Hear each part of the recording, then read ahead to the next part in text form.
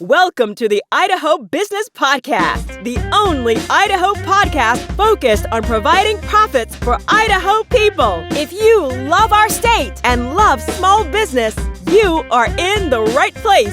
We interview local legends, learn business, and have way too much fun doing it. You're listening to the Idaho Business Podcast with your friend, host, and all-around great guy and owner of New Clean Commercial Cleaning, Spencer Ward.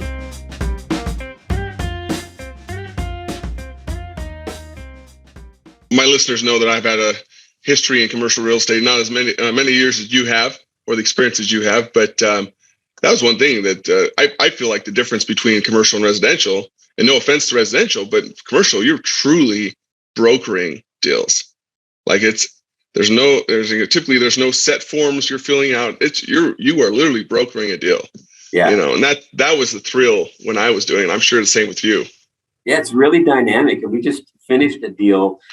It took a long time getting the deal done, but I had a client who was building just a brand new great office building for his business, and he had some space next to it that he was leasing, and a really great tenant that we found together. And toward the end of trying to negotiate all the last tiny little pieces, there's a certain thrill to that, and there's a certain bit of anxiety to that as well, right? But it really is about bringing two groups together, figuring out how to make something that really works well for them for the long term.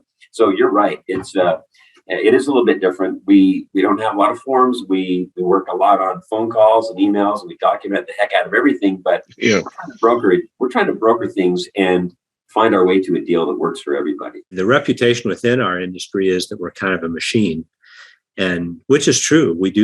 There's a business side of us that's it's very programmed. We believe that business doesn't happen by accident. It has to be purposeful.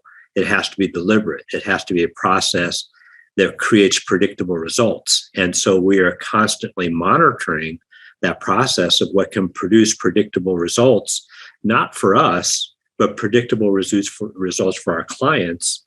And when we produce results for them, that, of course, the byproduct is that we are doing business. So on the flip side of things, while we have that reputation as being a very systematized company, which we are, we're also fun and have solid core values, and we're very focused on our client. Pretty much all of our decisions move to our client and come back to us. And I believe that that's the core of our success, because the folks who are working with us understand that we really are focused on them, and we're focused on their success, and we do everything we can to create it for them. And then the byproduct of that is we have a successful business. Yeah, Mike, I think you nailed it. There's a balance. I think what I pulled you saying out of that was it's a balance between people and processes and systems, and then that's absolutely true. I mean, you and I both run really hard.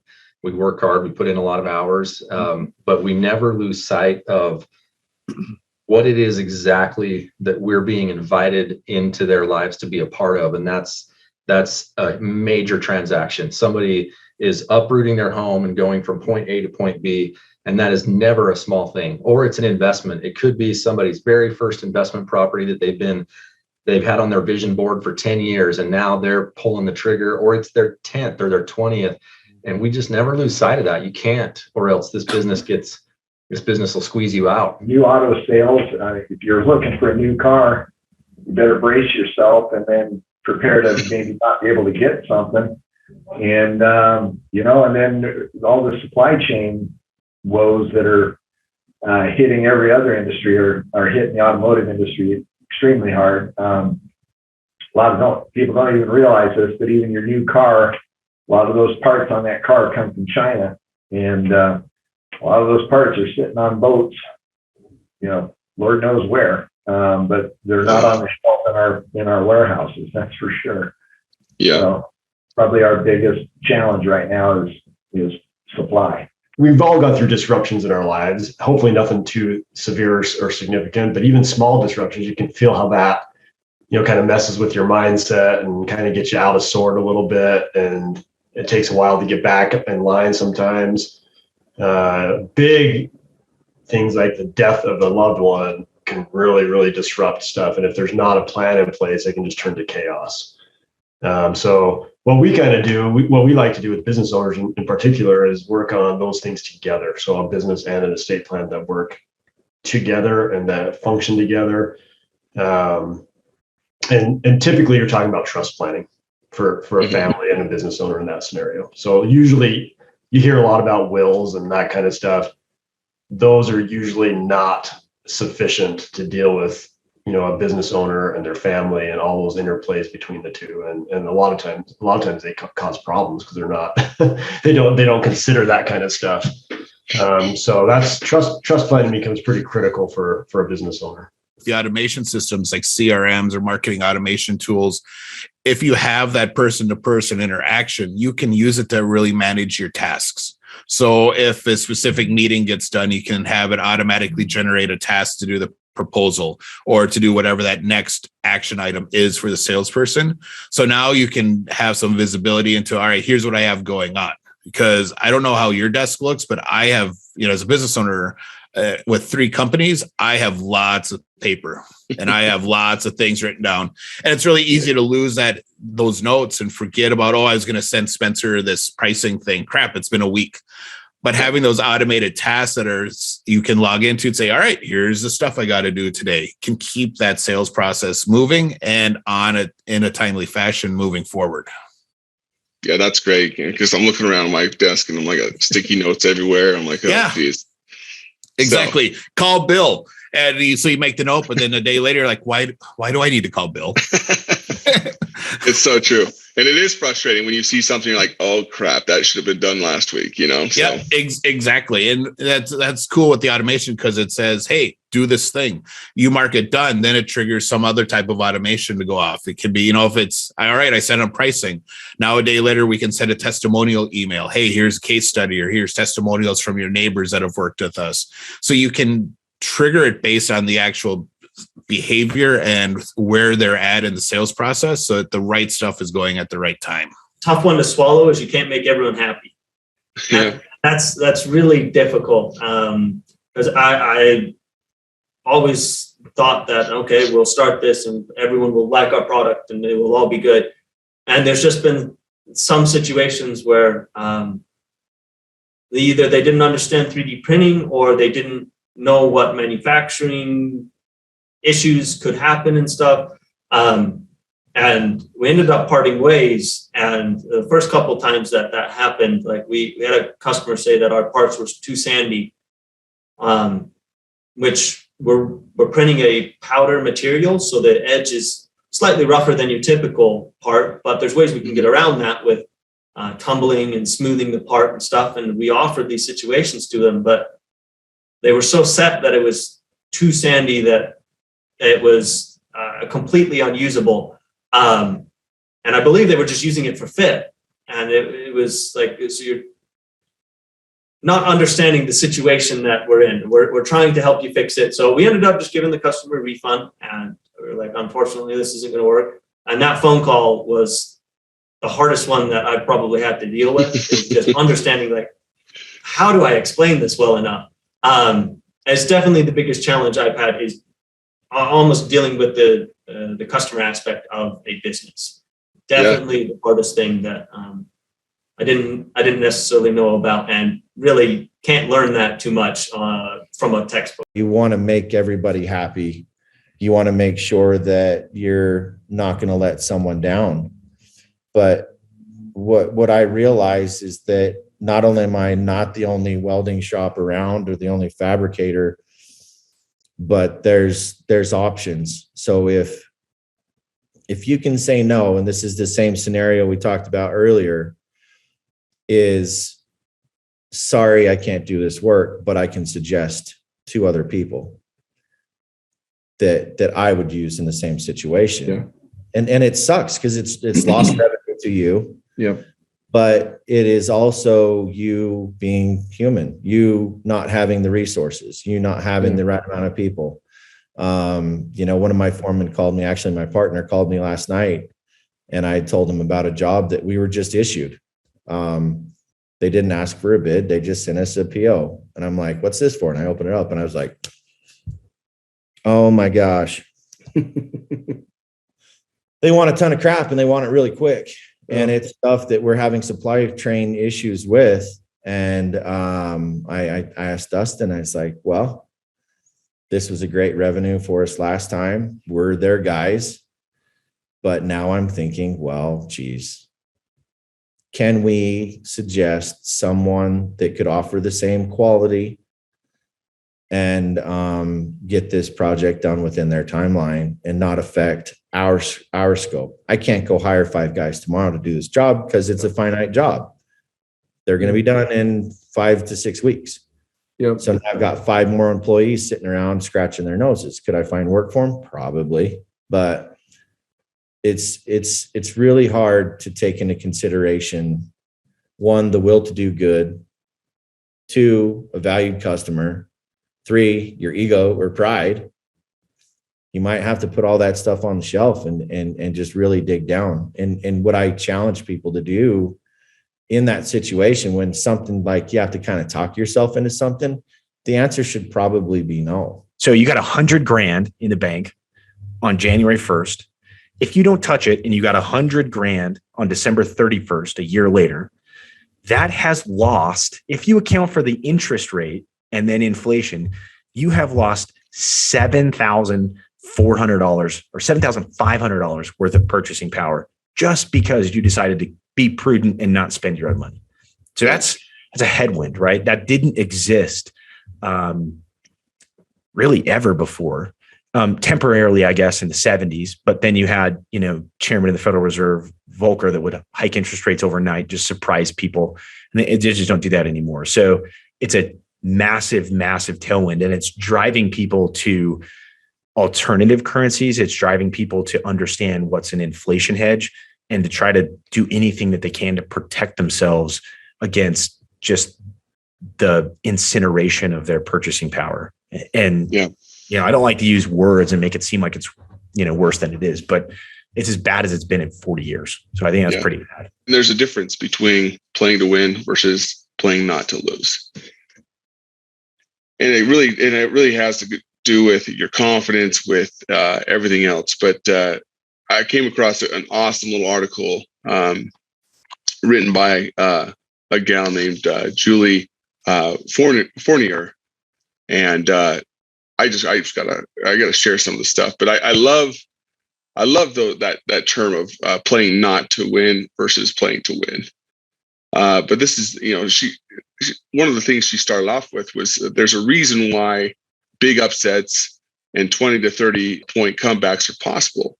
It's because at some point, instead of playing to win, a team got comfortable or scared and decided to play not to lose. How many of us in our lives or in business have that happen to us?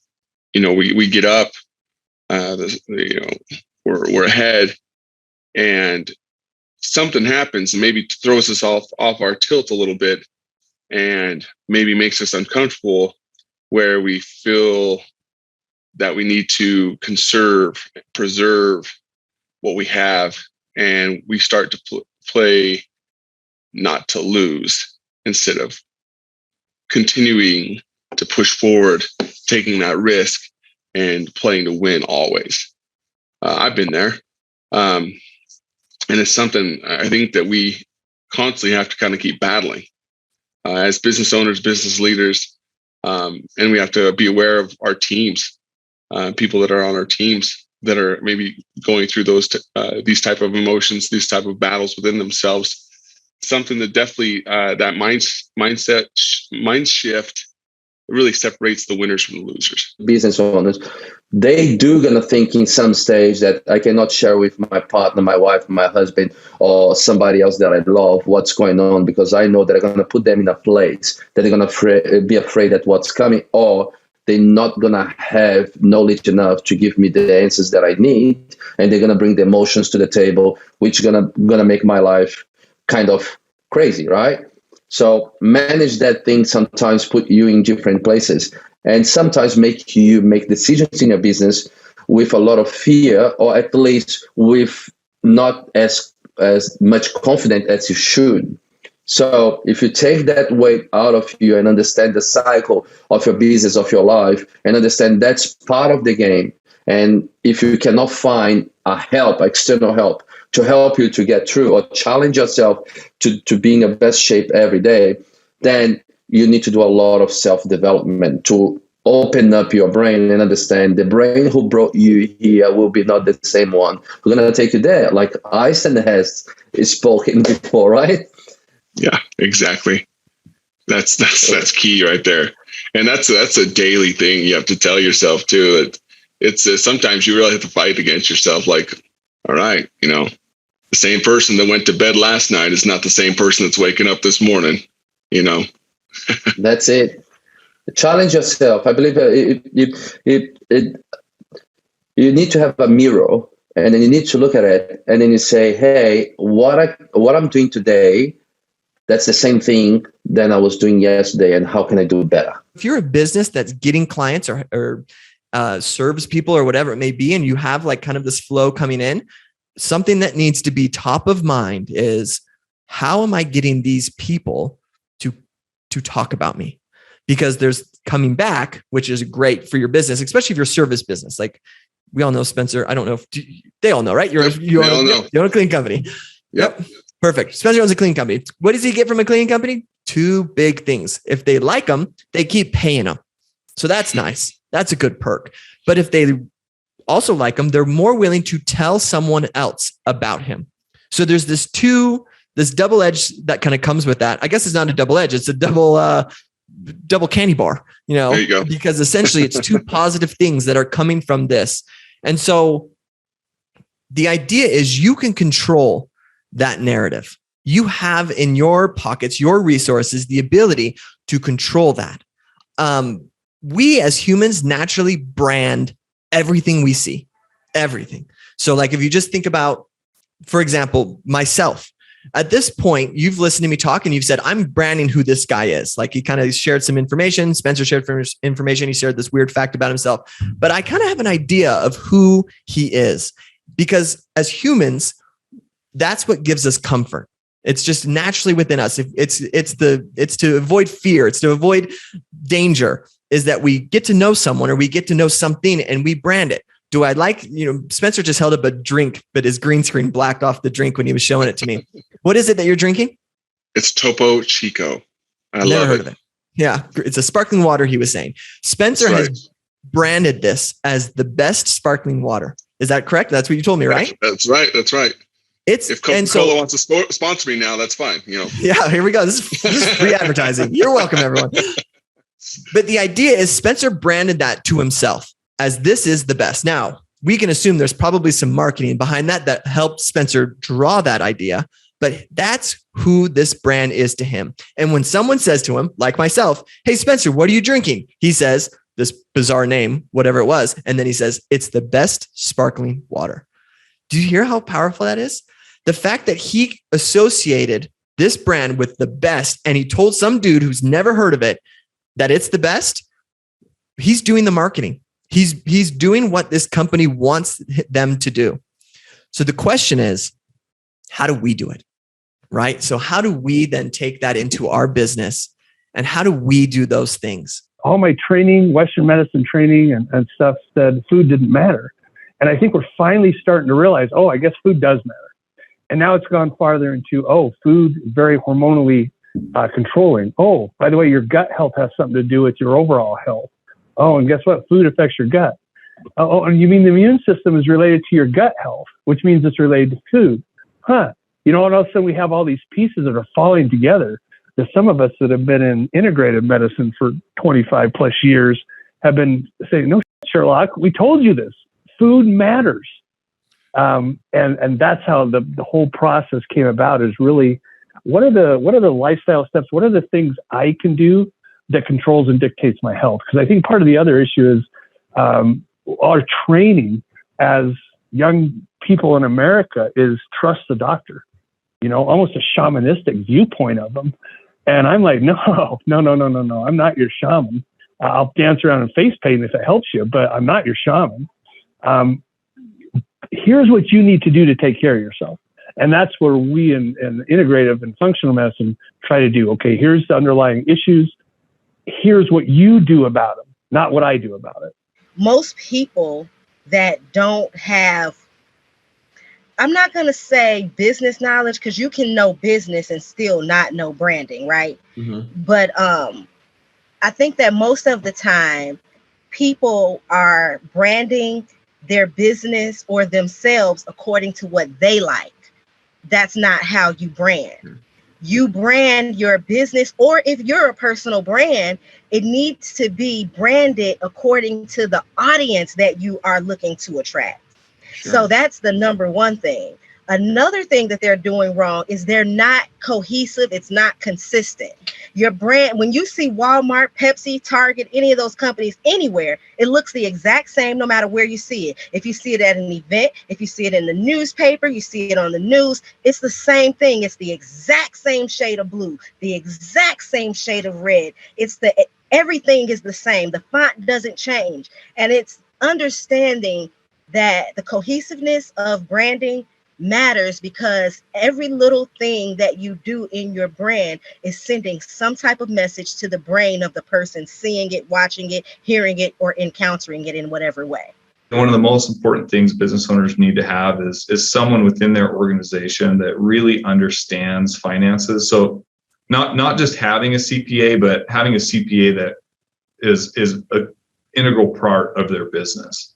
So that when they have a question on something, they can call that CPA that's responsive, or at least someone that really understands books, the books. Yep. And so when let's say I get a package and someone sends me a profit and loss and a balance sheet and they don't balance, those are things that are a cause for concern for quality of statements. And we do see that often. Not all the time, but those that have someone in their corner, even though they may be paying more for it, have a much higher quality financial statement. And that also tells them exactly where they're at. And so they can make different adjustments and movements according to what that professional is telling them. As a lender, I can't call someone and say, hey, you need to change this, or you need to charge more, because we have some lender liability laws. But we actually will work very closely with the CPA. And so when we get something, or their bookkeeper, if they have a really good bookkeeper, we'll call them and be able to have a really good conversation and understand maybe what this item is on their balance sheet or their tax return, whatever it may be. And that makes it really easy as a bank to feel confident in what we're looking at, and also just how good of a handle the owner has on their business. Don't be content. Don't have kind of like this I've arrived mentality. Hey, there's still a grind. There's still tasks that needs to get done. There's still functions that need to come into play. But the responsibility that comes with it is huge. And so, I have close to 500 employees that work for me at the property. And, when you think about the livelihoods of the individuals who work here and everything that goes into play, it's really kind of a humbling thing to think about. And so I take those things very seriously. On the business side of things, obviously maintaining close relationships is an important factor to the success of any business. And ensuring that we're having fair and equitable deals in everything that we do. That obviously we have our goals and alignments and stuff that we're trying to accomplish, and are we doing it the right way? When you find a career, you definitely want to find something that's going to make you financially secure, but also something that's going to make you happy, right? And so the fitness industry, one thing I kind of fell in love with is the fact that, you make a difference in thousands of people's lives every day. You got people that use exercise as a way to cope with any, mental stressors or anxieties, and you got people that are using it as a way to physically make themselves healthier and live longer. And so we get to see, a variety of different things every day, and that's probably what I enjoy the most about the fitness industry. To be successful in a business, I think it does require quite a bit of sacrifice and a lot of effort.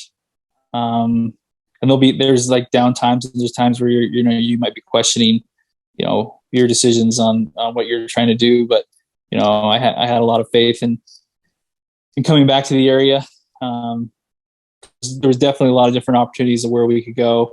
And, I felt like my wife and I were just inspired to come here, and we just pressed forward. And my wife and I, we didn't initially get out of school and get the big house, get the fancy cars, do the things that most people think that you're going to do after you go through school for 12 years. But I stayed in it and just kept working, and started off small, and we've been able to grow the practice really well. And now I'm in my own space and have 9 employees, and so we started off with 4, and now we're at 9. So I feel really, really grateful. I really think a business is all about culture. Like, that has to be your priority. So your purpose statement, your core values, and you stick to those guns. This is who you are. This is what you started out with, and don't compromise those. If there's someone, no matter how great of an employee they are, but they're kind of that fly in the ointment, they got to go if they're bringing down the team. And then you just got to bring in that next person. So you got quick to fire and slow to hire, they say. You want to make sure you start off with the right person, and that'll save you a lot of heartache in the beginning. And so for us, it's all about finding the right person, knowing that the training and the science will come, but they got to have the personality, the art. They got to be genuine. They got to care about people, particular in our field. But for us, when you're spending as much time as you do in a business together, it's hard enough if you don't already have similar core values. And so you got to get those people to have the same core values, and you got to continue to develop that culture and keep that as far as your decision making. Is this adding or taking away from my culture? What are my one mores? And, God knows that I'm going to be changing some of my ways a little bit more, trying to make sure that I'm doing some one mores.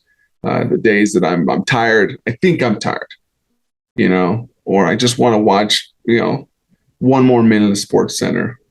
And when my kids come up and say, Dad, I want to wrestle with you, never again am I going to say, nah, not tonight. I'm just so tired from work. If I say that again, I'm going to kick myself in my own, places that are going to hurt. Because that's not part of my one mores. Like the one mores is saying yes to my daughters, to my sons, and saying, yeah, let's do it. Let's go shoot one more basket. Let's go play one more round of catch. Let's go do that fun stuff. Let's go on one more date with my wife. So those are the things, people. So pay attention to those kind of things, and go out there. Stop comparing yourself to your friends or your family members that are running businesses next to you. Focus on your goals, on what's important to you. Obviously, you want to grow your businesses. Everyone does. It's not a bad goal to have. Obviously, we want to. This is what the podcast is all about. Just remember, what are your one mores? If you round yourself out, have your one mores in place, you're going to see more success, and people are going to like you more. We teach this servant leadership mentality. And so when you serve somebody, you start caring, they start caring about you. It's a relationship. Too often in business, we try to separate things, but life is relational. It is so relational in everything, in my personal, my spiritual life, my business life. There's not a distinction between the two. I don't come home and be a different person. I don't go to work and be a different person. It's all about relationships.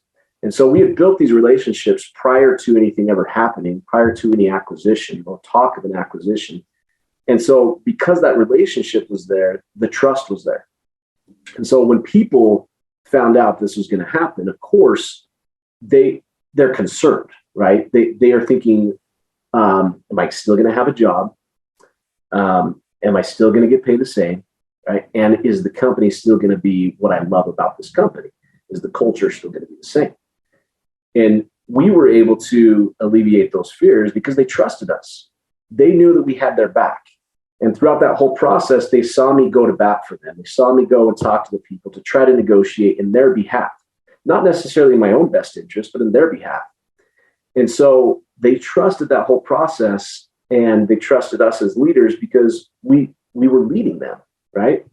And so when it fell apart, they were actually excited because nothing really was going to change. But they gained more trust throughout that whole process because they saw that we were genuine. They saw that we were true to our values, and what mattered to us was them. And so it's just, it's something we had built beforehand. I knew about it, but I saw the true power of culture in a business through an acquisition that failed. Yeah. But it taught me so much about, the importance of that. And what do we have in place when the unexpected happens? We've talked about stuff like this in the past. We've talked about, having plans, having processes in place, but do we really have something in place when crap hits the fan? What happens with one of our major managers, employees puts in their notice? Hey, I'm done. I'm going to a different job to work. Maybe they've been with you for years and years. What do you do? Do you sit down and cry? No, you can't do that. That's counterproductive. Do you have a plan? And that's something I thought would be good to talk about today, because maybe it happened to me, maybe it did, I don't know. But I know it's happened to many of us, especially with the pandemic, coming to an end. Hopefully, maybe they'll come up with something else to freak out about. But man, that is something to think about, guys and gals. What do you do when that happens? The biggest thing we've talked about in this podcast over and over and over again is, first of all, thin slice your jobs. As you thin slice your jobs, people have their very designated roles in your company that they play.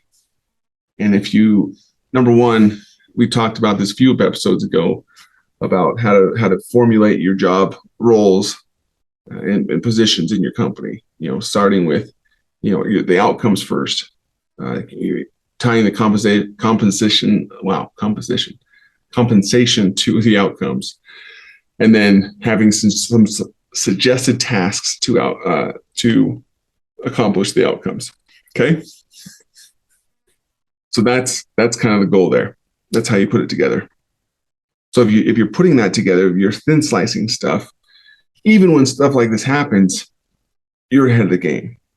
Okay. So if you're putting jobs together without Jim or Nancy or Susan or James in mind, then you are literally putting a position together that is going to be good and beneficial for your company, not for what James or what Susan needs, but what your company needs. When my wife tells the story, we started literally with a mattress on the ground.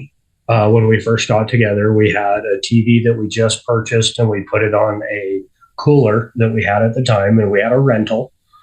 And Robert Kiyosaki, Rich Dad, Poor Dad, he calls it the rat race. You're going, you're making a paycheck. The paycheck's not as much as you want it to be. You're trying to save, and that's almost impossible for a lot of folks. And, that just wasn't working. And for me, my wife, who's smarter than me, she said, let's buy a house. Right. Sure. And we did. It was surprisingly easy, littler down payment than I thought. We did buy an ugly one. We got a conventional loan. And then we went to work. To say that it was easy, that wouldn't be honest. There's work involved in the whole process. But it's, incredibly rewarding. When I got that first payout, it was almost 6 figures. Wow. And I'm just a construction guy. I'm a regular guy. And to see money like that in my bank account for once was just, what's the next step? What's possible here? Several businesses in my networking group that I belong to, they actually had, several of them had talked about how they were going to completely restructure their core values and their vision statement and help people, really buy in. And again, it goes back to the leaders, the HR managers, the team managers, the business owners. But it's not just the leaders in the company. I like to give the example of, I have a friend who's a receptionist at a title company. She's the first person people see when they walk in. She sets the entire tone. Correct. Why is she there? What is she doing there? Is she there just to collect a paycheck, or does she, want to make that environment a happy place and set that appointment up for success? And that's so important. No matter where you're at in your organization, it's having passion, having purpose. Let me tell you about this one individual in particular that he was investing into normal everyday assets, things like 401ks and IRAs and that kind of thing. And he worked really, really hard, made a lot of money, and was extremely frugal. And I'll throw out a couple of numbers just to be clear. He was literally living on half of his income and investing the rest. And he calculated it was going to take him, even doing that, it was going to take him 15 years to be able to retire, to replace his income to live off of this normal everyday investment. Well, I sat down with him and showed him through a thing that I call the conveyor belt model, where, investing into one of these apartment syndications now, and in 3 years, we do a little bit of a cash back, like a refinance, and then we sell again in, say, 5 years. That in 5 years, I was going to be able to generate enough income for him that it would completely replace what he was earning today. Wow. And he said to me, well, I don't want to retire in 5 years. I want to retire in 10. Well, that's perfect. Now we did the calculation over again, and he was going to have 3 times his income in 10 years. And again, he's investing a large sum of money, right? Like, so that's not a fair comparison to everybody, but the point is that anybody can start where they are today onto this type of model. I like it. That's so interesting to me. Congratulations on spending a couple of minutes getting a little bit smarter, having some fun, and supporting the Idaho business community. If you're feeling the love, make sure to subscribe, rate, and review on iTunes, Stitcher, or wherever you are.